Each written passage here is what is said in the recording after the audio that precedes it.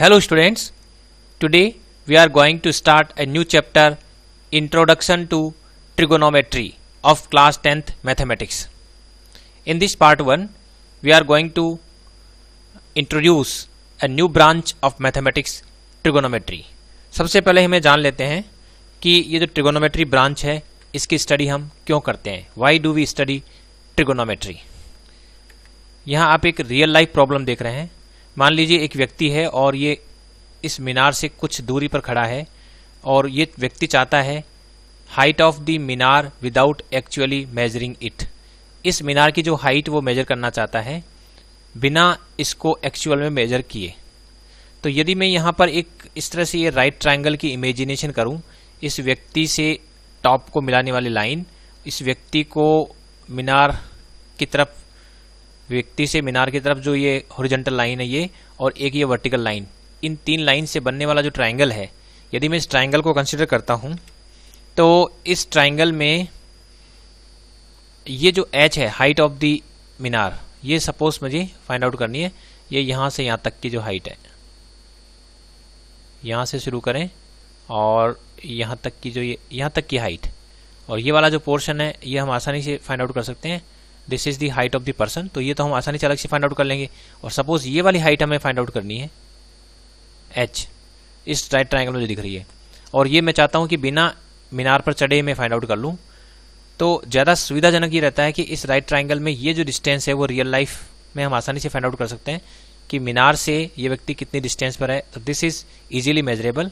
और यदि मैं चाहूँ तो ये एंगल जो है which is made by the horizontal with this line, ये एंगल ये भी हम आसानी से फाइंड आउट कर सकते हैं. तो हमारी जो प्रॉब्लम है वो ये है कि क्या हम इस डी और थीटा को मेजर कर लें तो उसके बेसिस पर क्या हम इस मीनार की हाइट फाइंड आउट कर सकते हैं. इसी तरह से मान लीजिए एक दूसरी प्रॉब्लम लेते हैं. एक नदी के किनारे पर एक ये मकान बना हुआ है और इस मकान की जो बालकनी है उससे एक लड़की जो है ये किसी फ्लावर पॉट को देख रही है, और वो जो फ्लावर पॉट है वो नदी के दूसरे किनारे पर एक मंदिर के किनारे पर, जो मंदिर के पास में जो नदी का किनारा है वहाँ पर ये फ्लावर पॉट है, और इस फ्लावर पॉट की जो है को वो देख रही है और वो चाहती है कि ये जो नदी है, इस नदी की जो चौड़ाई है वो डायरेक्ट वो फाइंड आउट कर ले. यानी यहाँ पर भी प्रॉब्लम यही है कि ये नदी की जो चौड़ाई है वो फाइंड आउट करना चाहती है. तो अब की बार ये नदी की जो विड्थ है, विड्थ ऑफ द रिवर, ये कितनी है वो फाइंड आउट करना चाहती है, और वो नहीं चाहती कि इस नदी को पार किया जाए. लेकिन क्या इसमें जो वो इजीली मेजर कर सकती है वो एक तो ये कि वो जो लड़की है वो इस जो ग्राउंड है उस ग्राउंड से कितनी हाइट पर है ये आसानी से यहाँ मेजर हो जाती है. और साथ ही वो ये भी आसानी से मेजर कर सकती है कि हॉरिजॉन्टल लाइन से ये जो लाइन दिख रही है ये लाइन कितने एंगल पर है, यानी इसको भी वो आसानी से मेजर कर सकती है. तो क्या इस एच और थीटा को मेजर करके इस W, width of river, find out किया जा सकता है. तो ये भी एक प्रॉब्लम है. तो इस तरह की जो प्रॉब्लम है ये इनडायरेक्ट हो गया कि हमें width of river find out करना है without crossing the river, only by measuring the height of the house and this angle theta. तो विड्थ ऑफ द रिवर हमें फाइंड आउट करनी है. तीसरा जो हमारी प्रॉब्लम है वो ये है कि जो बैलून है वो ग्राउंड से कितनी हाइट पर है वो हमें पता लगाना है. मान लीजिए कि ये जो बैलून है ये हवा में जो है हवा के साथ ये फ्लो हो रहा है, और किसी पर्टिकुलर मोमेंट पर वो यहाँ था और कुछ समय बाद वो यहाँ चला जाता है. और यदि मैं इस बैलून की जो यहाँ से यहाँ पर खड़े खड़े इस बैलून को देख रहे हैं, और सपोज ये एंगल मुझे पता है कि ये हॉरिजॉन्टल से कितने एंगल पर ये बैलून अभी दिखाई दे रहा है, और कुछ समय बाद ये बैलून जो है वो कितने एंगल पर दिखाई दे रहा है. सपोज ये दोनों एंगल मैं मेजर कर लेता हूँ और ये मुझे पता होता है कितने समय बाद वो यहाँ पहुँच रहा है और जो विंड की स्पीड क्या है. यदि ये सब जो इजीली मेजरेबल क्वांटिटीज है अगर वो हमें पता है, थीटा 1, थीटा 2, विंड स्पीड और कितने समय में ये ए से बी तक पहुँचा, ये सब पता है, तो क्या इन सब जानकारी के आधार पर हम ये बता सकते हैं कि ये जो बैलून है वो ग्राउंड से कितनी हाइट पर है, यानी ग्राउंड से जो हाइट है इसकी वो कितनी है वो हमें फाइंड आउट करनी है. तो एक तरह से इस तरह की जो प्रॉब्लम है, इन प्रॉब्लम्स में क्या हो रहा है कि हमें कुछ ऐसी हाइट या विड्थ हमें मेजर करनी है जो हम यदि डायरेक्टली मेजर करते हैं तो बहुत मुश्किल है, और कोई इनडायरेक्ट तरीका हमारे पास हो, हम उसकी तलाश में हैं, जिसके माध्यम से हम ये जो पैरामीटर्स है, जैसे यहाँ हाइट ऑफ द ऑल्टीट्यूड, और इसके जो पहले वाली जो प्रॉब्लम थी उसमें विड्थ ऑफ द रिवर, इसके पहले वाली जो प्रॉब्लम थी हाइट ऑफ द मीनार, ये सब जो है हम मेजर करना चाहते हैं। और ये मेजर हम करना चाहते हैं कुछ ऐसे पैरामीटर्स की फॉर्म में जो हम आसानी से फाइंड आउट कर सकते हैं। जैसे यहाँ डी और थीटा पैरामीटर्स आसानी से फाइंड आउट हो रहा है, यहाँ एच और थीटा आसानी से मेजरेबल है, और डब्ल्यू जो इनडायरेक्टली हम चाहते हैं कि पता लग जाए। और इसी तरह से हम ये थीटा 1 थीटा 2 विंड स्पीड और बैलून यहाँ से यहाँ तक पहुँचने में कितना समय लेता है वो हम यहाँ खड़े खड़े पता लगा सकते हैं। तो इनके बेसिस पर हम चाहते हैं कि ऑल्टीट्यूड्स, जो बैलून का जो ऑल्टीट्यूड है वो कितना है ग्राउंड से, वो हम फाइंड आउट करना चाहते हैं। तो इस तरह की कुछ प्रॉब्लम्स है, तो इस तरह की प्रॉब्लम्स को हम जो है ट्रिगोनोमेट्री में डील करते हैं। ये जो वर्ड ट्रिगोनोमेट्री है, this word trigonometry is actually derived from the Greek word tri, gon and metron. तो these three words when combined this word trigonometry is formed. यहाँ जो ट्राई है उसका मीनिंग होता है 3, गॉन का मतलब होता है साइड्स, तो 3 साइड्स, ट्राईगॉन मीन्स 3 साइड्स, और मेट्री यहाँ मेट्रॉन से बना है, तो मेट्रॉन का मतलब होता है मेजरमेंट, मेजर। तो ये ट्रिगोनोमेट्री क्या होती है? ट्रिगोनोमेट्री एक तरह से 3 साइड्स का मेजरमेंट है। तो trigonometry in the branch of mathematics trigonometry we study measurement of 3 sides. तो 3 साइड्स का जो मेजरमेंट है उसकी स्टडी हम ट्रिगोनोमेट्री में करते हैं। तो in fact trigonometry is the study of relationship between the sides and the angles of a triangle। तो ये जो 3 साइड्स का मेजरमेंट है वो हम कैसे करेंगे? जैसे मान लीजिए हमारे पास ये कोई ट्राइंगल है, और यदि मैं इसमें जो ट्राइंगल है, नॉर्मली ट्राइंगल कैसा भी हो सकता है, वो ट्रिगोनोमेट्री में ही स्टडी की जाती है, लेकिन यहाँ क्लास 10th लेवल पर ट्रिगोनोमेट्री ब्रांच में हम केवल राइट ट्राइंगल ही कंसिडर करेंगे। तो सपोज एक राइट ट्राइंगल है और इसमें 3 साइड्स है, सपोज ए बी सी, और इसके 3 एंगल है।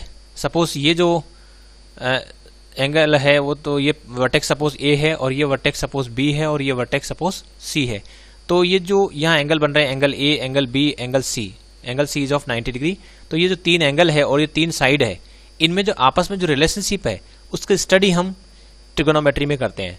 वास्तव में इसमें जो 3 साइड और 3 एंगल है, ऑल आर नॉट इंडिपेंडेंट। इनमें से यदि हमें कुछ भी 2-3 भी मालूम है तो बाकी सब चीज़ें जो है वो मालूम हो जाती है। जैसे मान लीजिए मुझे ये ए और बी मालूम है, तो इसके बेसिस पर पाइथागोरस थ्योरम अप्लाई करके मैं सी फाइंड आउट कर सकता हूँ, और यदि मैं A B C find out कर लेता हूँ तो ये ट्राइंगल यूनिक हो जाता है। तो ये जो एंगल ए और एंगल बी भी एक तरह से हम इस ट्राइंगल को एक्चुअल में कंस्ट्रक्ट करके फाइंड आउट कर सकते हैं। It means the 3 sides and 3 angles of the triangle are not independent, they are dependent to each other. So we want to find out relationship between the sides and the angles of the triangle. तो वो जो इसके जो study of relationship between the sides and angles है वो हम इस trigonometry branch में करते हैं। तो अब जो है ट्रिगोनोमेट्री ब्रांच में अभी जो है हम जो करने वाले हैं वो हम क्या करेंगे? We will study some ratios of the sides of the right triangle with respect to its acute angles। जैसे मान लीजिए कि ये मैं कोई भी राइट ट्राइंगल लेता हूँ और इस राइट ट्राइंगल में कोई भी एक्यूट एंगल ले लेता हूँ।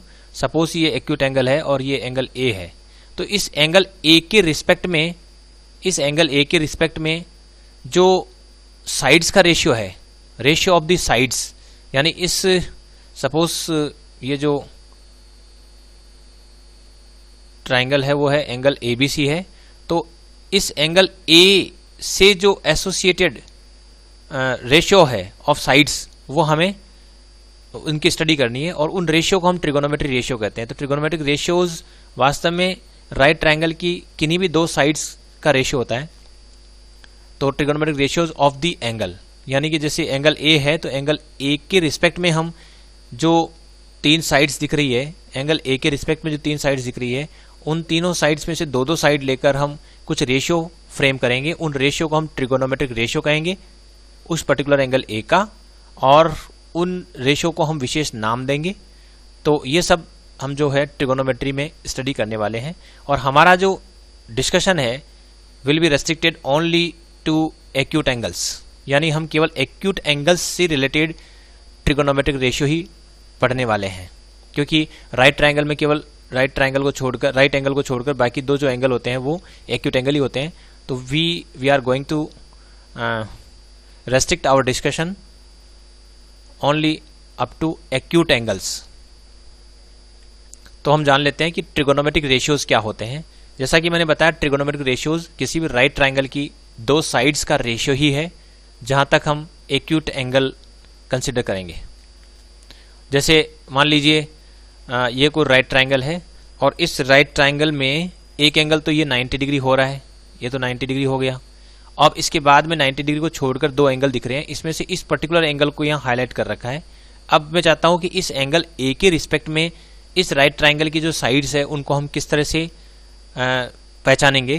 तो सबसे पहले तो जो 90 डिग्री के ठीक सामने की साइड होती है दैट इज हाइपोटेन्यूज, और this side is the largest side.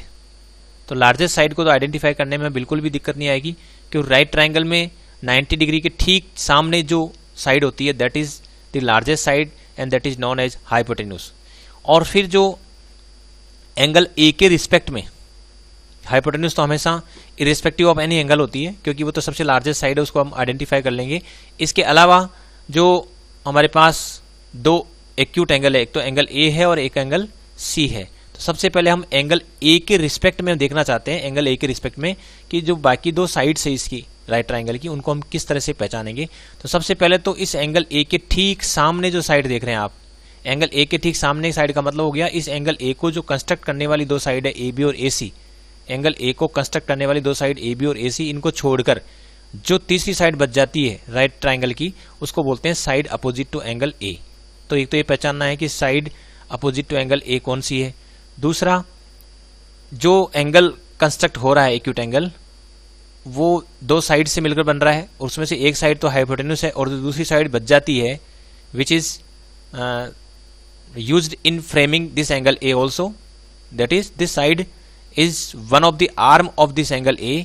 तो ये जो साइड है that side is known as side adjacent to angle A. हालांकि ये भी जो हाइपोटेन्यूज है this is also side adjacent to angle A, लेकिन इसको हम हाइपोटेन्यूज कह चुके हैं क्योंकि ये लार्जेस्ट साइड है। तो इसको छोड़कर, लार्जेस्ट साइड को छोड़कर जो दूसरी साइड बचती है और इस एंगल ए को फ्रेम कर रही है, इस एंगल ए की आर्म्स है, इस आर्म्स में से एक है, तो उसको हम बोलेंगे side adjacent to angle A. तो ये जो नाम स्पेशल जो हम नाम दे रहे हैं वो ये है कि एंगल ए के रिस्पेक्ट में, एंगल ए के संदर्भ में यदि बात करते हैं तो एंगल ए के ठीक सामने जो साइड होती है, तो वो जो सामने साइड है that is known as side opposite to angle A. और एक साइड हो गई जो उसके बगल में है, पास में है, और जो एंगल ए है उसकी दो आर्म्स में से एक आर्म है, तो उसको बोलेंगे side adjacent to angle A. तो ये तो पहले तो आइडेंटिफाई करना आना चाहिए कि एंगल ए के रिस्पेक्ट में हम साइड किस तरह से बोलेंगे। और उसके बाद में हम फिर कुछ ट्रिगोनोमेट्रिक रेशियो डिफाइन कर रहे हैं, जिसमें पहला ट्रिगोनोमेट्रिक रेशियो है साइन ए। साइन ए ये रेशियो है, एक्चुअली ये ट्रिगोनोमेट्रिक रेशियो है, यानी कि ये जो है इसको हम बोलेंगे वैसे देखा जाए तो साइन ऑफ एंगल ए, इसको हम शॉर्ट में हम बोलते हैं साइन ए। तो ये जो साइन ए है ये एक तरह से ट्रिगोनोमेट्रिक रेशियो है, और ये ट्रिगोनोमेट्रिक रेशियो जो है वो ये दो साइड्स का रेशियो है। अब वो दो साइड कौन कौन सी है, एक तो है side opposite to angle A, यानी इस एंगल ए के रिस्पेक्ट में हमें देखना पड़ेगा कि अपोजिट साइड कौन सी है। तो अपोजिट साइड एंगल ए के सामने दिख रही है side opposite to angle A, यानी कि BC है, तो ये तो हो जाएगी side opposite to angle A तो BC, और फिर डिवाइडेड बाय हाइपोटेन्यूज। तो sine A is the ratio of opposite to hypotenuse, यानी मैं यूं भी कह सकता हूं कि साइन ए जो है ये एक तो हो गया अपोजिट साइड, अब अपोजिट साइड का मतलब है कि एंगल के अपोजिट, और दूसरा हो गया हाइपोटेन्यूज। शॉर्ट में और कहें तो इसको O अपॉन H भी कह सकते हैं। O means opposite side, A means H means hypotenuse. तो sine A will be opposite upon hypotenuse short में, अदरवाइज साइन A क्या होगा, side opposite to angle A divided by hypotenuse. It is the ratio of two sides. इसी तरह से यदि मैं कोस A define करता हूं, कोस A, कोसाइन ऑफ A, अगर मैं इन जनरल बोलूंगा तो क्या कहना पड़ेगा कि ये कोसाइन ऑफ एंगल A है, जिसको हम शॉर्ट में कोस ए कहते हैं। और ये कोस ए किस तरह से डिफाइन करेंगे, इसी एंगल ए के रिस्पेक्ट में देखेंगे, side adjacent to angle A. पहले तो इसके रिस्पेक्ट में जो इसकी एडजेसेंट साइड है ये वाली साइड हो गई, और डिवाइडेड बाय हाइपोटेन्यूज, यानी ये साइड ए बी और ए सी का रेशियो, ये हो जाएगा कोसाइन ऑफ ए। तो कोसाइन ऑफ ए को हमें शॉर्ट में ऐसे भी कह सकता हूँ कि ये एडजेसेंट साइड है और डिवाइडेड बाय हाइपोटेन्यूज है, और शॉर्ट में बोलेंगे तो ए अपॉन ए मीन्स एडजेसेंट साइड और हाइपोटेन्यूज, इस तरह से भी कह सकते हैं शॉर्ट में। लेकिन ये ए वर्ड तो यहाँ ठीक नहीं रहेगा, क्योंकि ए हमने एंगल के लिए ले लिया है, तो इसको एडजेसेंट अपॉन हाइपोटेन्यूज कहें तो ठीक रहेगा। या फिर पूरा लिख दें कि कोसाइन में हम क्या करेंगे कि ये जो एडजेसेंट साइड है वो और जो हाइपोटेन्यूज है इनका रेशियो जो है वो कोसाइन ऑफ ए कहलाता है। सिमिलरली यदि हमें टेन ए डिफाइन करना है, ये टेंजेंट ऑफ एंगल ए है और it will be the ratio of these two sides. एक तो side opposite to angle A, यानी ये जो भी साइड हमें दे रखी है, ये जो भी साइड है उसके ठीक सामने की एंगल के ठीक सामने की जो साइड है, एक तो वो लेंगे बी सी, और फिर इसके जो एडजेसेंट में साइड है उसका रेशियो हो जाएगा, यानी बी सी और ए बी का जो रेशियो है it will be equal to 10a। Similarly यदि मुझे कोट ए डिफाइन करना है तो कोट ए हो जाएगा side adjacent to angle A, यानी अब की बार पहले ये वाली साइड आएगी एडजेसेंट साइड, और उसके बाद में फिर हम जो है जो परपेंडिकुलर अपोजिट साइड है उसको हम ले लेंगे। तो ए बी, ये पहले ए बी हो गया, देन बी सी, तो इसका रेशियो उसको cot of A, cot A कह देंगे। इसी तरह से जो सेक ए है वो जाएगा hypotenuse divided by side adjacent to angle A, और एडजेसेंट टू एंगल ए जो साइड है वो हमारे पास ये वाली साइड है, तो हाइपोटेन्यूज तो ये हो गया ए सी और एडजेसेंट साइड हो गई ए बी। तो ए सी और ए बी का जो रेशियो है इट इज कॉल्ड सेक ए। और इसी तरह से कोसेक ए हम डिफाइन करते हैं, तो कोसेक ए में हम लिखेंगे हाइपोटेन्यूज, ये वाला हाइपोटेन्यूज आ जाएगा, then divide by side opposite to angle A, क्योंकि हम कोसाइन कोसेक ऑफ ए बोल रहे हैं, तो कोसेक ऑफ ए में ए के रिस्पेक्ट में जो side opposite to angle A है वो यहाँ डिवाइड में आ रही है, तो बी सी यहाँ नीचे डिवाइड में आ रहा है डिनोमिनेटर में, और ये जो न्यूमरेटर है उसमें हाइपोटेन्यूज यानी ए सी आ रहा है। तो इस तरह से जो है हम यो रेशियो डिफाइन कर रहे हैं। तो यहाँ आप देख रहे हैं कि ये पूरे 6 रेशियो हैं। एक हमारे पास साइन ए, कोस ए, टेन ए, फिर है यहाँ पर cot A, sec A, cosec A, sine, cos, tan, cot, sec, cosec, ये 6 रेशियो है। और इन 6 रेशियो को हम जो है इस एंगल ए के रिस्पेक्ट में जो साइड्स है उनके रेशियो के फॉर्मेट में हम लिखते हैं। तो यदि मुझे साइन ए लिखना है, साइन ए, तो एक तो देखना पड़ेगा side opposite to angle A divided by hypotenuse, तो side opposite to angle A तो बी सी और ये ए सी, तो बी सी ए सी का रेशियो हो गया। कोसाइन ऑफ ए जो है वो side adjacent to angle A divide by hypotenuse, तो side adjacent to angle A तो हो गया ए बी और डिवाइड बाय ए सी हो रहा है। इसी तरह से टेन ए लिखना है तो tan A will be side opposite to angle A divide by side adjacent to angle A, so B C upon A B. इसी तरह से ये सब रेशियो डिफाइन कर सकते हैं। तो ये रेशियो हमें लर्न करने हैं कि ये जो 6 ट्रिगोनोमेट्रिक रेशियो है corresponding to an acute angle of a right triangle, वो हम किस तरह से डिफाइन करेंगे with the help of a right triangle, वो आपको सीखना है। तो ये 6 रेशियो आपको याद करना है। आगे हम एक ट्रिक भी सीखने वाले हैं जिसके माध्यम से ये सारे रेशियो हम आसानी से याद कर पाएंगे। अब यहाँ पर यदि मान लीजिए कि जो एंगल है वो एंगल ए ना होकर एंगल सी हो जाता है, यानी अब हम फोकस कर रहे हैं एंगल सी पे, तो एंगल सी के रिस्पेक्ट में जो एडजेसेंट साइड्स है वो इधर हो जाएगी। इसके जो पहले आप देख रहे हैं यहाँ पर side opposite to angle A, पहले एंगल ए के रिस्पेक्ट में अपोजिट साइड इधर थी, अब एंगल सी के संदर्भ में हम देखेंगे तो अपोजिट साइड इधर आ जाएगी, क्योंकि जो एंगल ये जो सी है उसके रिस्पेक्ट में तो अपोजिट साइड ये हुई, क्योंकि एंगल सी को जो कंस्ट्रक्ट करने वाली 2 साइड है इनको छोड़कर जो बची हुई साइड है राइट ट्राइंगल की उसको हम side opposite to angle C कहेंगे। और अब जो हाइपोटेन्यूज और अपोजिट साइड को छोड़कर जो साइड बच रही है that is called adjacent side. तो यदि मैं अभी इनके संदर्भ में हम साइन सी डिफाइन करना चाहूँ, साइन सी, तो साइन सी डेफिनेशन तो वही है जो पहले हुआ करती थी, side opposite to angle divided by hypotenuse. तो साइड अपोजिट टू एंगल, अब की बार साइड अपोजिट टू एंगल तो जो है वो साइड ये वाली है ए बी है और डिवाइडेड बाय ए सी है। और इसी में यदि मैं साइन ए लेता तो यहाँ पर अपोजिट साइड और डिवाइडेड बाय हाइपोटेन्यूज लिखते हैं हम। तो हाइपोटेन्यूज तो यूनिक है दोनों में, हाइपोटेन्यूज में तो फर्क नहीं पड़ने वाला, लेकिन साइन ए बोल रहे हैं तो इस ए के संदर्भ में हमें देखना पड़ेगा अपोजिट साइड कौन सी। तो ए के संदर्भ में अपोजिट साइड यहाँ बी सी है, तो यहाँ साइन ए जो है बी सी बाई ए सी है, लेकिन साइन सी जो है वो A B by A C हो गया, क्योंकि सी है तो सी के संदर्भ में हमें देखना पड़ेगा कि अपोजिट साइड कौन सी है। तो सी के संदर्भ में अपोजिट साइड अब की बार ए बी हो गई है, सो A B upon A C.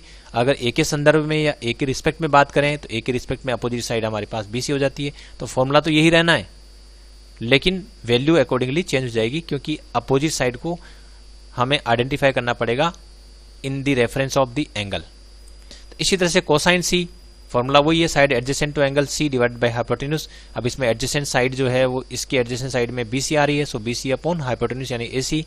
Similarly ten सी हो जाएगा, और फिर इसी तरह से कोट सी हो जाएगा, और इसी तरह से फिर सेक सी और कोसेक सी। तो ये जो डेफिनेशन है, डेफिनेशन वही रहनी है, लेकिन जो एंगल है उसके रिस्पेक्ट में सिचुएशन बदल जाएगी। एंगल सी यदि यहाँ पर है तो side adjacent to angle C, इसके टच में जो नीचे दिख रही है साइड ये हो गई, और अपोजिट साइड हमारे पास ये सामने हो रही है, side opposite to angle C. तो इसके बेसिस पर फिर हमें डिफरेंट रेशियो को हमें डिफाइन करना है। तो ये सारे जो ट्रिगोनोमेट्रिक रेशियो है 6 एंगल सी के रिस्पेक्ट में, उसको हम इस तरह से शो कर देंगे, ये हो जाएगा। अब इसमें एक ट्रिक है हमारे पास जिसके माध्यम से ये सारे रेशियो हम आसानी से लर्न कर पाएंगे। इसमें देखिए कि सबसे पहले तो हम ये राइट ट्रायंगल मैंने वापस बनाया है, और इस राइट ट्रायंगल में एक एंगल तो यहाँ पर आप देख रहे हैं कि 90 डिग्री है, एक एंगल तो यहाँ 90 डिग्री है, और इसके जो वर्टेक्स है उसको मैंने यहाँ शो नहीं किया है। सपोज ये जो राइट ट्रायंगल है वो सपोज एक्स वाई जेड है, जो भी है। अब इसमें जो जेड पर जो एंगल बन रहा है, let us suppose this is theta. अब हम चाहते हैं कि इस थीटा जो एंगल है इसके रिस्पेक्ट में, दिस इज द थीटा, और इस थीटा के रिस्पेक्ट में जो है हम जो 6 ट्रिगोनोमेट्रिक रेशियो है, sine theta, cos theta, tan theta, cosec theta, sec theta और cot theta, sine cos tan cot sec cosec, ऐसे भी लर्न कर सकते हैं आप एक राउंड में, sine theta, cos theta, tan theta, cot theta, sec theta, cosec theta. तो ये जो 6 ट्रिगोनोमेट्रिक रेशियो है, इन 6 ट्रिगोनोमेट्रिक रेशियो को हमें डिफाइन करना है और लर्न करना है। तो ये इसके लिए हम क्या करते हैं, सबसे पहले हम कुछ अपनी तरफ से कुछ डिफाइन कर लेते हैं। वो डिफाइन इस तरह से करेंगे कि ये जो राइट ट्रायंगल है उसमें जिस एंगल की हम बात करते हैं उस एंगल के रिस्पेक्ट में इसकी जो 3 साइड्स है उनको हम स्पेशल नाम देंगे।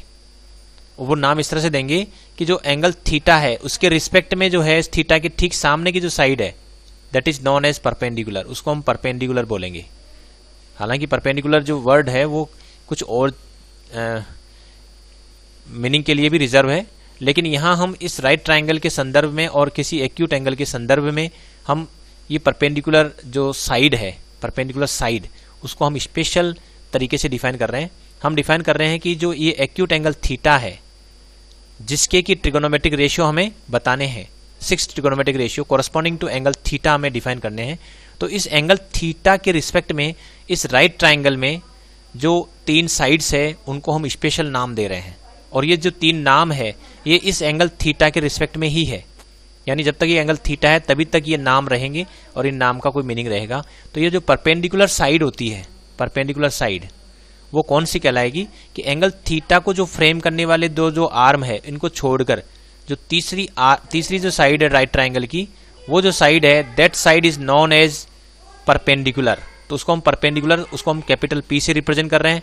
इसी तरह से जो लार्जेस्ट साइड है उस लार्जेस्ट साइड को हम हाइपोटेन्यूज कह रहे हैं, और इसमें जो परपेंडिकुलर और हाइपोटेन्यूज को छोड़कर जो बची हुई साइड है जो इस एंगल के एडजेसेंट है, side adjacent to angle theta, उसको हम बेस कह रहे हैं, यानी ये बेस कहलाएगा। तो base is the side adjacent to angle theta. Similarly P perpendicular है, और ये परपेंडिकुलर का मतलब हो गया कि this is the side opposite to angle theta, this side is opposite to angle theta or it is known as the perpendicular, it is known as the perpendicular। इसके अलावा ये जो हाइपोटेन्यूज है वो आसानी से आइडेंटिफाई हो जाती है। इसका फायदा ये रहेगा कि हम sine theta, cos theta, tan theta, cot theta, sec theta और कोसेक थीटा, इनको जो है बहुत छोटे छोटे फॉर्मूलों से रिप्रेजेंट करना संभव हो जाएगा, क्योंकि ऊपर जो फॉर्मूले पड़े हैं इसमें तो ये बड़ा मुश्किल काम हो जाता है। ये बड़े बड़े फॉर्मूले हैं, इनको लर्न करने में हमें दिक्कत आएगी, लेकिन ये जो फॉर्मूले हैं ये आसानी से लर्न हो जाएंगे। Sine theta perpendicular upon hypotenuse होता है P upon H, cos theta B upon H, tan theta P upon B होता है, cosec theta H upon P होता है, sec theta H upon B होता है, cot theta B upon P होता है। और यहाँ जो पी और बी इनकी जो ये जो साइड है राइट ट्रायंगल की, ये साइड जो साइड्स है वो इस एंगल थीटा के संदर्भ में ही हम आइडेंटिफाई कर पाएंगे। यानी अगर एंगल थीटा यहाँ है तो परपेंडिकुलर इधर होगा, और अगर थीटा की अपनी लोकेशन बदल देता है तो परपेंडिकुलर भी अपनी लोकेशन बदल देगा, जो हम देखने वाले हैं। तो एक तो ये फॉर्मूले हम लर्न कर लेंगे, छोटे छोटे फॉर्मूले हो गए फिर ये। तो ये 6 फार्मूला बिल्कुल अच्छी तरह से याद होने चाहिए, यानी कि जितने भी 6 ट्रिगोनोमेट्रिक रेशियोज हैं वो हम अच्छी तरह से लर्न कर लेंगे। और इनको लर्न करने की जो ट्रिक है, सबसे बढ़िया ट्रिक है कि हम ये वाली जो डायग्राम है अगर वो हम लर्न कर लेते हैं तो ये डायग्राम सबसे बेस्ट है। इसके बेसिस पर हम आसानी से सारे ट्रिगोनोमेट्रिक रेशियो हम जो है याद कर पाएंगे। इसमें हमें करना क्या है कि हमें लिखना है यहाँ पर पी बी पी और यहाँ लिखना है H H B, P B P या एच एच बी, इस तरह से लिखना है। और इसके ऊपर जो है यहाँ लिख देंगे sign, cos, tan, cot, sec, cosec. यहाँ जो है अंडरस्टूड थीटा भी है साथ में, लेकिन यहाँ हम चूंकि ये केवल और केवल ट्रिक है और ट्रिक में एक तरह से निमोनिक है, याद करने के लिए कुछ सहारा है, इसलिए इस ट्रिक में हम मिनिमम सिंबल काम में ले रहे हैं। तो इस ट्रिक में हम क्या लिख रहे हैं, साइन कोस टेन। हालांकि साइन कोस टेन का अपने आप में कोई मीनिंग नहीं होता, तो हम तो ये ट्रिक ले रहे हैं, ट्रिक के बेसिस पर हम ये फॉर्मूले सारे लिखना संभव हो जाएगा। Sine cos tan, cot sec cosec हम ऐसे लिख देंगे और यहाँ पर ये सिंबल लिख देंगे P B P H H B. यदि हम इस फिगर को लर्न कर लेते हैं तो इसके बेसिस पर ये सारे फॉर्मूले हम रिप्रोड्यूस कर सकते हैं, आसानी से इनको लिख पाएंगे और लर्न कर पाएंगे। तो जब भी हमें, जैसे मान लीजिए मुझे टेन थीटा लिखना है तो इस फिगर की हेल्प से मैं टेन थीटा तुरंत लिख दूंगा। यहाँ टेन थीटा लिखूंगा पी बाई बी। अगर मुझे साइन थीटा लिखना है तो लिखूंगा P by H, cos theta लिखूंगा तो B by H, tan theta लिखूंगा P by B, cot theta हो जाएगा बी बाई पी। देखिए कोट थीटा जो है वो कितना है, बी बाई पी है। और सेक थीटा जो है वो एच बाई बी है, एच बाई बी है। कोशेक थीटा है वो एच अपॉन पी है।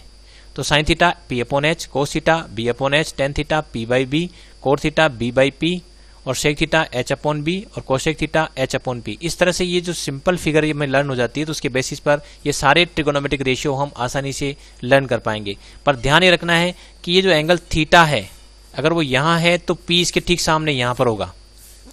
और हाइपोटेन्यूज हमेशा लार्जेस्ट साइड होती है, हाइपोटेन्यूज में हमें प्रॉब्लम ही नहीं है, वो लार्जेस्ट साइड होती है। तो इस तरह से जो है हम उसको आइडेंटिफाई करेंगे। जो बची हुई साइड है वो बेस है, और बेस मीन्स एडजेसेंट साइड। जो बेस है वो adjacent side to the angle है, side adjacent to angle theta, और P opposite side to angle theta. लेकिन मान लीजिए कि ये थीटा अपनी लोकेशन बदल देता है, तो जैसे थीटा अपनी लोकेशन बदलता है तो अकॉर्डिंगली जो है परपेंडिकुलर बेस और हाइपोटेन्यूज भी बदल देंगे। हाइपोटेन्यूज तो वही रहेगा, हाइपोटेन्यूज तो वो लार्जेस्ट साइड ही होती है जो 90 डिग्री के ठीक सामने होती है। 90 डिग्री के ठीक सामने वो लार्जेस्ट साइड है और this is known as hypotenuse. लेकिन जो थीटा है अगर वो यहाँ आ जाता है, पहले देखिए, पहले आपका थीटा यहाँ था, थीटा यहाँ ना होकर मान लो यहाँ है थीटा, तो इसके रिस्पेक्ट में फिर जो side opposite to angle theta वो यहाँ आ जाएगी, इसको हम बोलेंगे परपेंडिकुलर। तो ये परपेंडिकुलर कहलाएगा। और जो side adjacent to angle theta यानी कि ये वाली जो साइड है, this side is known as base. तो अब की बार ये एक्स वाई और जेड जो है ये राइट ट्रायंगल था, लेकिन इसमें अब की बार यहाँ जो एंगल थीटा यहाँ ना होकर यहाँ है, तो इस ठीक सामने की साइड यानी कि वाई जेड जो है वो परपेंडिकुलर हो गया है। बाकी जो फॉर्मूला वही रहेगा, sine cos tan cot sec cosec, लिखने का तरीका वही रहेगा। तो हम ये जो ट्रिक है यदि हम लर्न कर लेते हैं तो इसके बेसिस पर ये सारे ट्रिगोनोमेट्रिक फॉर्मूले हम रिप्रोड्यूस कर सकते हैं, इनको लिख सकते हैं और याद रख सकते हैं। तो ये तरीका रहेगा इन सब ट्रिगोनोमेट्रिक रेशियोज को याद करने का।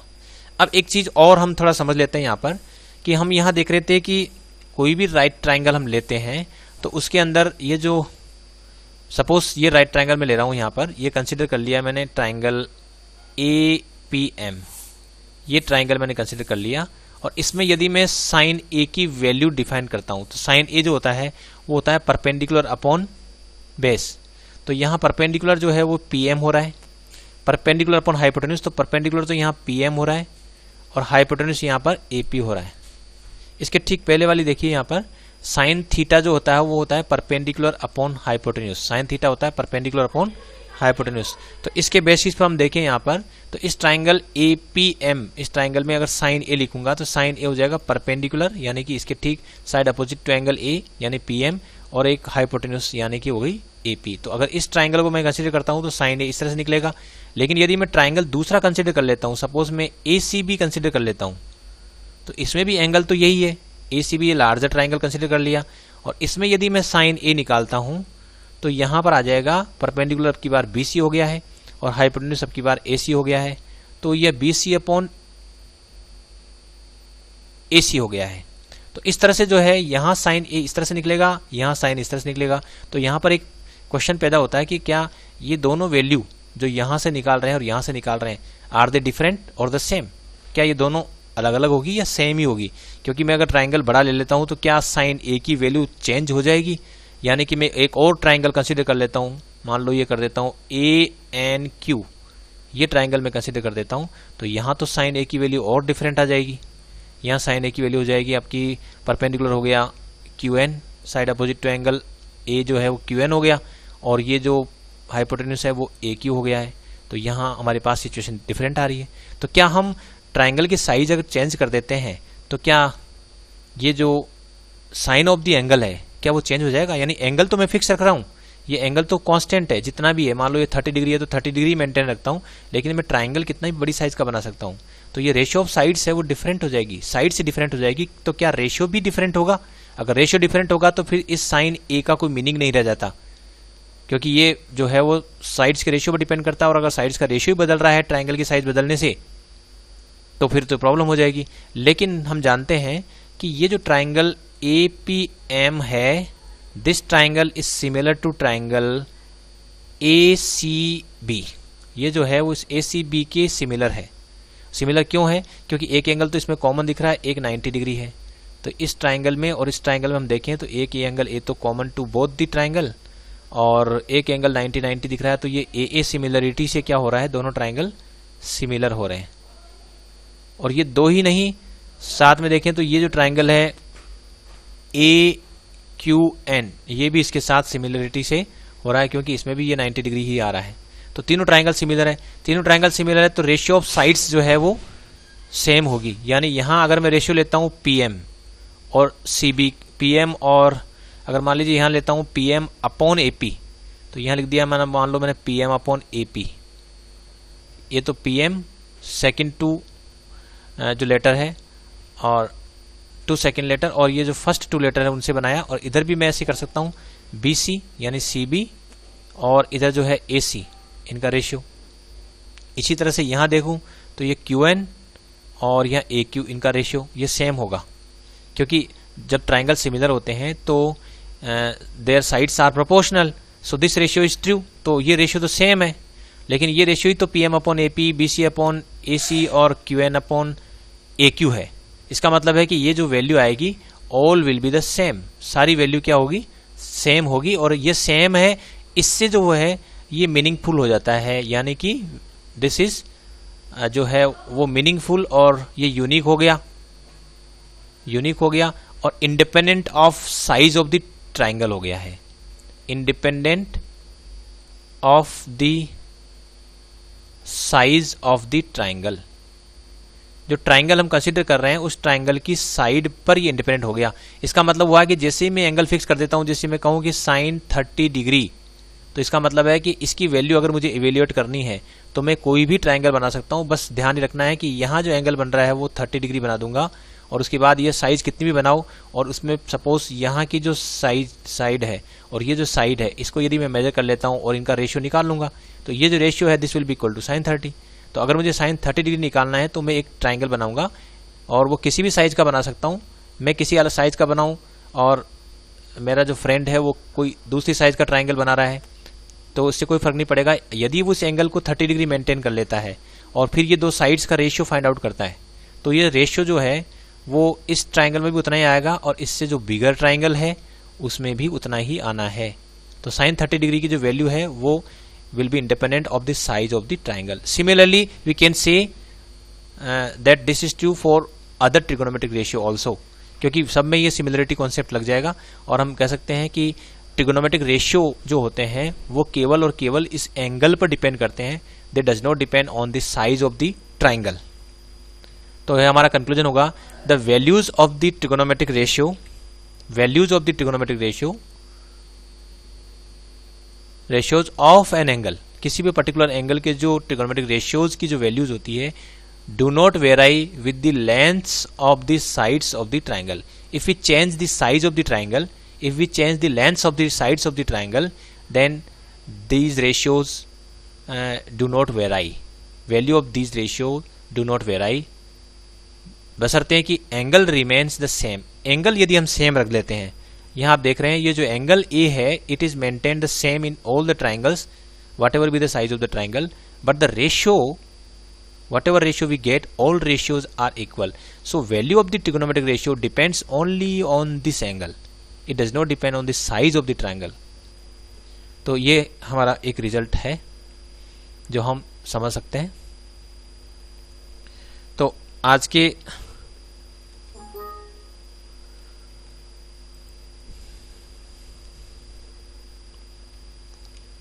के इस वीडियो में हमने जो ट्रिगोनोमेट्री है उसका इंट्रोडक्शन जाना। हमने जाना कि जो मैथमेटिक्स की जो ब्रांच है ट्रिगोनोमेट्री ये कितनी यूज़फुल है, और इसमें जो है हम इस ट्रिगोनोमेट्री की इस ब्रांच का उपयोग हम किस तरह की प्रॉब्लम्स को डील करने में करते हैं।